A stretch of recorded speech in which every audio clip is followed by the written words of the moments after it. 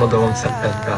Mahal na mahal kita. Sa dalagang walang kasing ganda, amoy roses ang alimoyak. Kung nanaisin ng tadhanang mapalin lang, di hahayaan mawala pa tong liham na Pangakong ang puso mo'y iyo. Habang buhay ako'y iyo at ika'y ako. Ikaw ang nag-iisang babae sa buhay ko. Mula noon hanggang ngayon. Hindi ko magawang saktan ka. Mahal na mahal kita. damang nung wagas na Mahal na mahal kita. naman na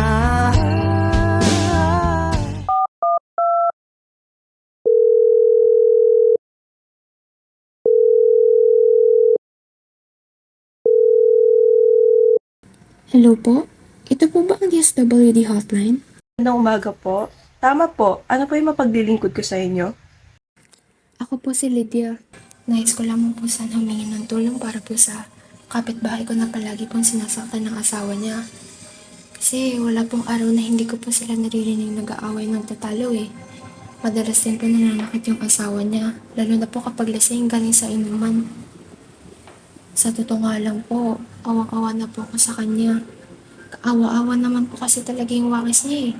Sa tuwing nakikita ko siya, lagi po siyang punong-puno ng mga sugat, ng mga pasa. Kaya po sana matugunan niyo po itong paghingi ko ng tulong sa inyo.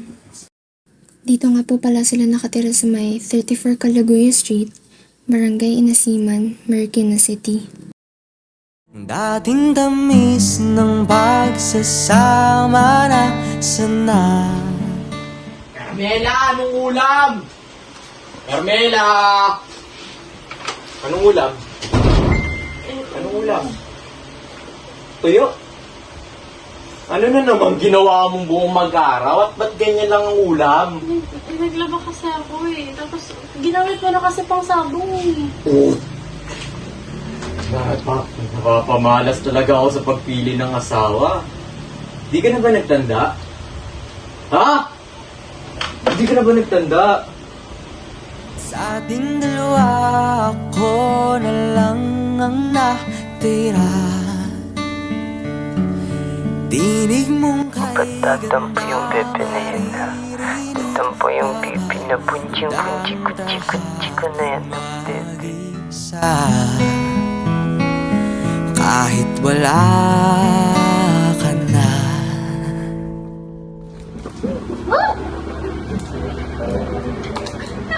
Alam mo ba kanina? Sa sabong namin, manok ko natalo! Wala ka pala eh. Yung aking Jasmine. Paglingon ko pre, tinola na. Knockdown. Diyos ko, sayang. Ayos lang yan. Bawi tayo sa susunod. Meron pa sa Lunes. Tumali ka, tataya ako sa'yo. Ang sexy, may shot ka muna! Ano yan? Pre, may asawa ka diba? Yan yun, di naman niya malalaman. Diba? Sige! Miss, isa pa nga! Sumat ka muna kahit walang pulutan. Oy, honey, lasing ka na. Hoy, wag mo umaani-ani. Don, wala kang kwentong babae. Huwag ganyan. Lasing ka na, uwi na tayo. Talak ka ng talak. Ano bang gusto mo? Kahit wala kang pake kung maglasing ako. Bago na yan. Sumasagot ka na? Hindi. Uwi na tayo. Sumasagot ka na eh. Uwi na tayo. Sumasagot ka na eh. Uwi na tayo. Alam mo pa natutunan sumagot? Uwi na tayo. Uwi na tayo. Sumasagot ka na, sumasagot ka na eh. Alam mo pa natutunan sumagot? Alam mo pa natutunan sumagot? Hindi ako sumasagot. Ang pang-aabuso sa kababaihan ay isang malagim na realidad sa ating lipunan. Ayon sa Social Weather Station Survey noong Nobyembre 2003, may 21.6 milyon na babae sa Pilipinas, edad 18 pataas, ang nakaranas o patuloy nakakaranas ng pang-aabuso. Ang Anti-Violence Against Women and Their Children ay panukalang batas na ipinasa ng Kongreso noong Pebrero 2004. Nilalayon ng batas na ito na tugunan ang laganap na pang-aabuso sa kababaihan na kanilang mga intimate partners kabilang ang dati o kasalukuyang asawa, live-in partner o boyfriend o girlfriend. Sa maraming pagkakataon, nadadamay din ang mga anak na babae sa pang-aabuso kung kaya't ito rin ay kasamang tinutugunan ng batas.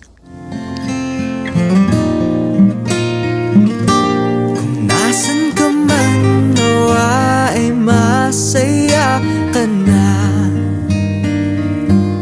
Kahit na di na tayo magsasama pa,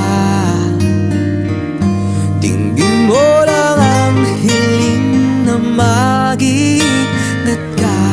All you know, akong sinta.